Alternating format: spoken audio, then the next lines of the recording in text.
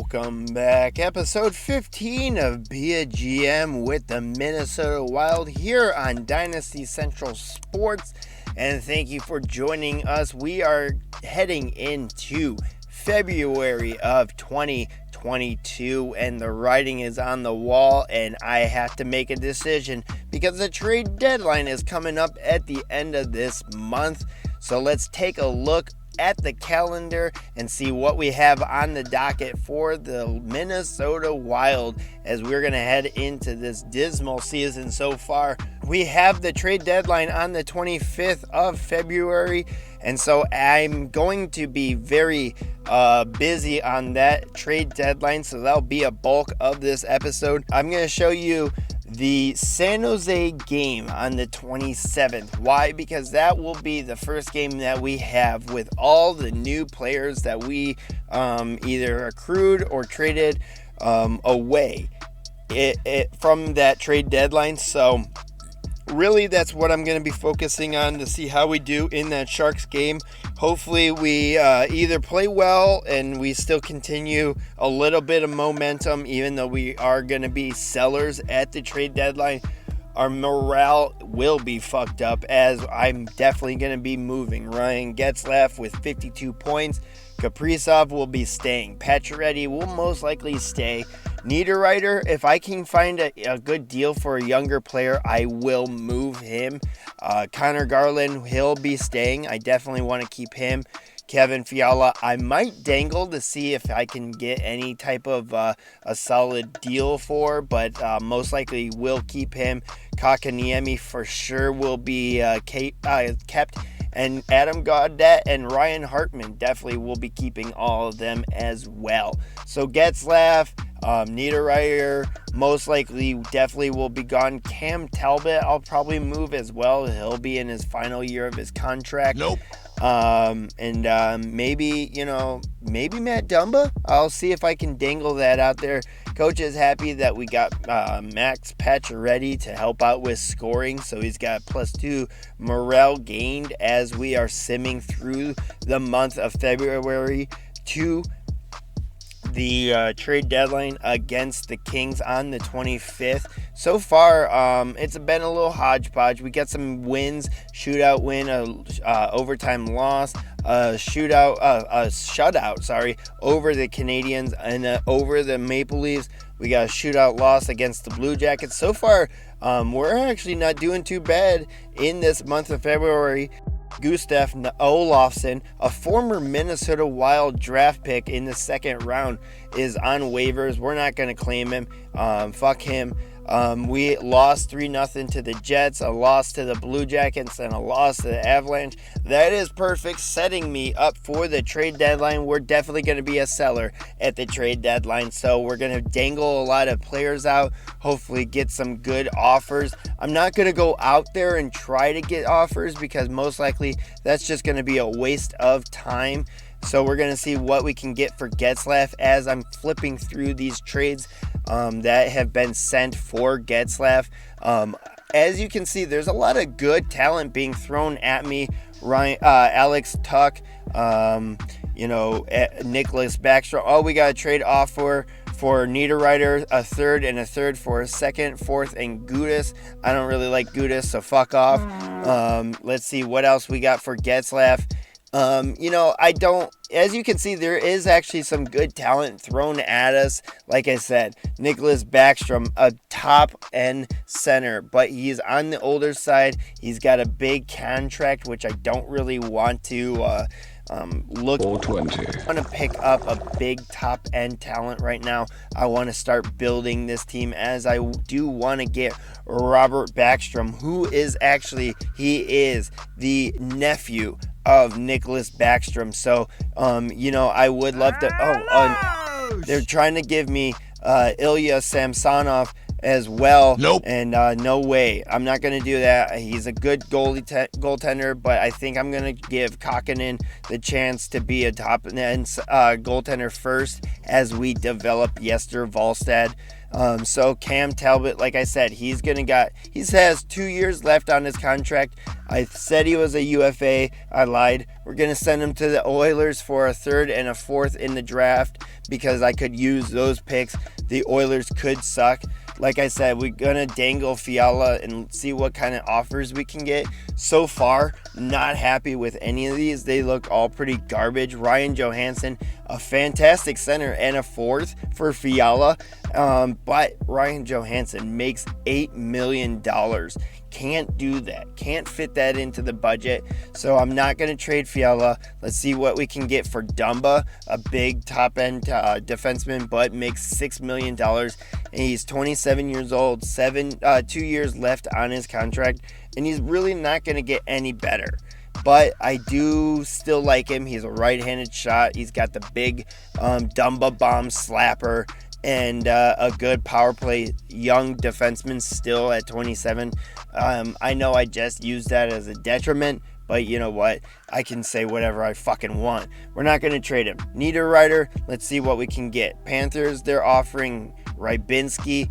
Not going to do that. Let's see what else we can get instead from the Panthers. And I would like Henrik Borgstrom, but no way am I going to get him or Carter Verhaeghe. So let's see if we can get Alexi Saarela. He's 25, 78 overall. He's still a younger center left winger, and they're going to accept that. Niederreiter for Saarela from the Panthers.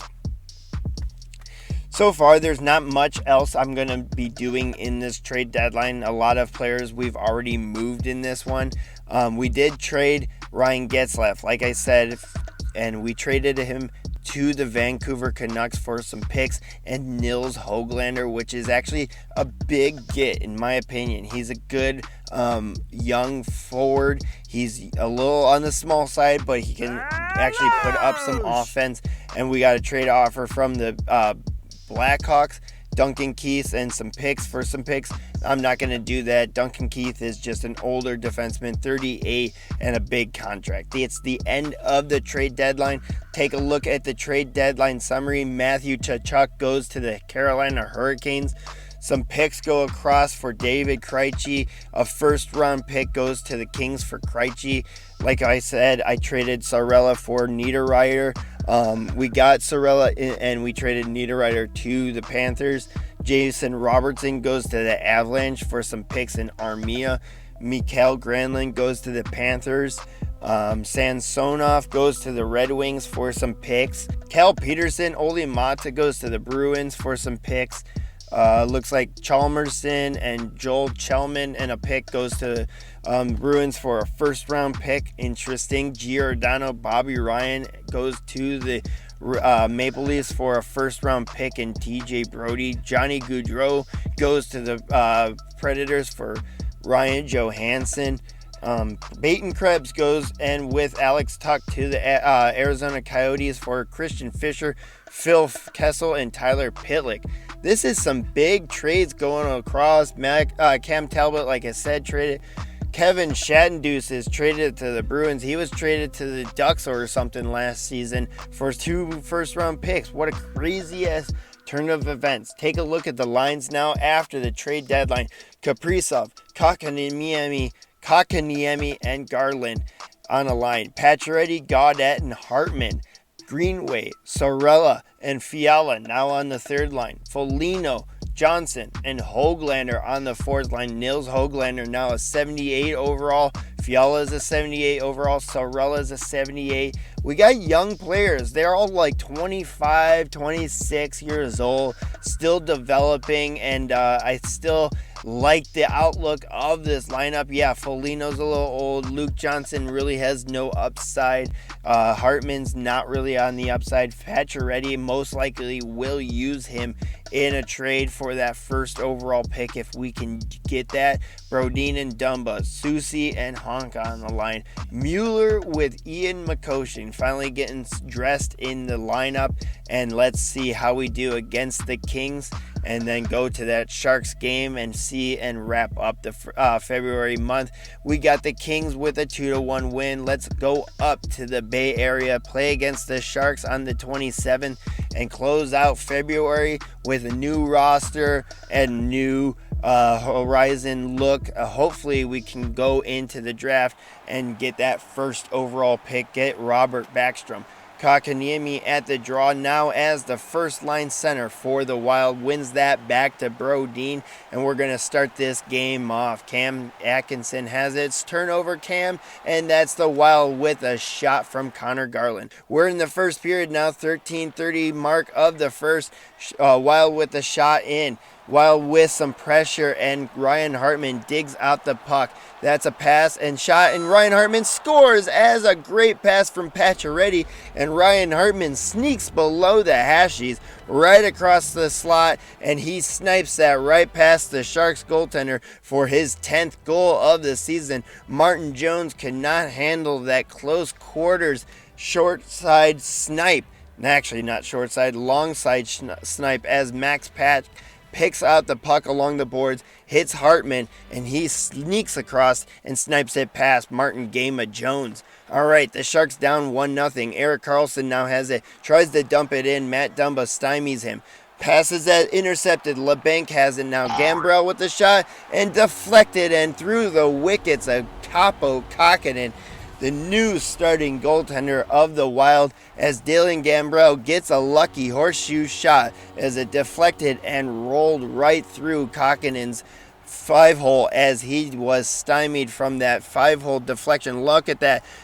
And hits the knee right there of Dumba, goes through the 5-hole and bounces through to tie it up 1-1. We're in the second period, 4 minutes and 44 seconds left. Jones with 19 saves on the game so far. Dumba with a pass over. Hartman now has it. No, over to Gaudette. Gaudette holds onto the puck, stolen from Timo Meier. Mario Ferraro now picks up the puck and takes a big hit from Jonas Brodin. Max Pack now has it in his own zone, tied up by Cam Atkinson. Brodin, Atkinson now passes that, and Timo Meier with the clap bomb in the slot, and the Sharks go up 2-1 in the second period. Sharky is excited, and that's his 18th goal of the season. Timo Meier with a blaster right past Capo Kakkonen's glove hand. What a shot, and the Sharks go up with a 2-1 lead. Now it's 2-1, still less than 2 minutes left in the second. Wild control the puck in the neutral zone. That's Kotkaniemi. He has the puck, turns away, passes over to Kaprizov, and a snipe show in the slot. And the Siberian sniper will put that back into the net for a 2-goal tie. 16th goal on the season. Kotkaniemi finds Kaprizov in the slot. Dalla Bill Krill, money shot in the slot, ties it up right past Martin Jones with an absolute howitzer snipe show. We're in the third period, 7:45 mark. Kaprizov now has it, passes that over to Garland. Garland skates across the ice, passes over to Kotkaniemi, over to Kaprizov, and a one-timer clap bomb right past Martin Jones for the second goal of the game for Krill. Kaprizov, the new leading goal scorer and points leader for the Wild, and he'll get his 17th of the season, his second goal of the game, and with Jesperi Kotkaniemi and Connor Garland on the first line of the Wild, we got a young, lethal offensive attack. 15 seconds left, and the Sharks are trying to equalize this one. Aston Reese passes over to Couture, over to Meier. Meier with 1 goal so far in the game. Aston Reese over to Atkinson, misses the net. That's Aston Reese over to Meier. Couture now has it, and that's the end of the game. The Wild pick up the win in the Bay Area in the SAP Center, and the Wild after the trade deadline, losing some big names like Ryan Getzlaf, Cam Talbot, and another big name like Nino Niederreiter. The Wild come together and get a 3-2 win in San Jose. Moose Foligno with that gorgeous shot, and that is a goal on the board for Moose Foligno. A gorgeous goal, and it's 3-2. I don't even know where that Moose Foligno goal came from. I don't really know how that even got in there. But 3-2, Wild get the win, and we're going to end up February, go into March, and we're going to add in April on that one because of the fact that it's a short month with only 3 games. Kirill Kaprizov leads the team now with 49 points in 64 games, 17 goals on the season, 32 assists. Max Pack leading the team with 21 goals. Kakaniemi with 30 points now, 29 from Garland, 23 from Fiala, and Ryan Hartman with 19, Greenway with 18. And let's take a look. Nils Hoglander with 8 points in 33 games. Sokolov with 7 points in 45. Mueller with 5 points. He came to the team with 1 point, so he's picked up 4 points so far since being added from on the Wild. Like I said, we got 3 games now in the month of April, so we're just going to add them to the next episode and then go all the way up to the draft and probably free agency as well. But take a look at how the season has gone for the Wild. We are in the bottom of the Central, 26, and 12, 64 points so far on the season. I think not gonna do at all very well, even though there's some really shitty teams in the East. Most likely they will get the first pick and the second pick because we're so low in the standings. Most likely could get some good luck in the draft lottery.